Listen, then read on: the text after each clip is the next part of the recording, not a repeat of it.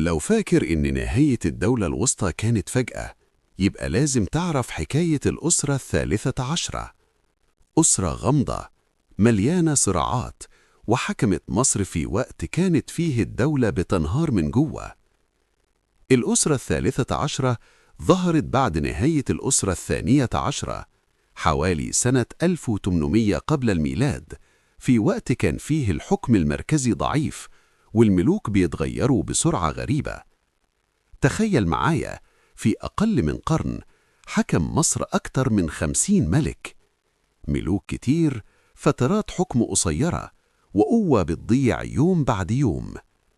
ملوك الأسرة الثالثة عشرة حاولوا يحافظوا على شكل الدولة، لكن الحقيقة إن نفوذهم كان محدود، والسلطة الفعلية بدأت تخرج من إيديهم.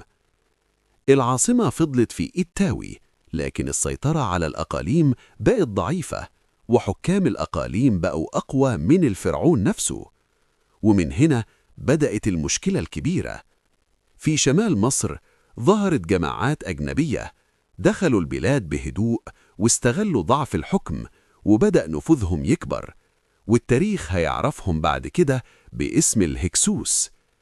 الأسرة الثالثة عشرة كانت آخر محاولة لإنقاذ الدولة الوسطى، لكن الانقسام الداخلي وكثرة الملوك والصراعات على العرش خلت مصر تدخل واحدة من أصعب فتراتها، فترة الفوضى اللي مهدت لقيام الأسرة الرابعة عشرة وبعدها عصر الهكسوس.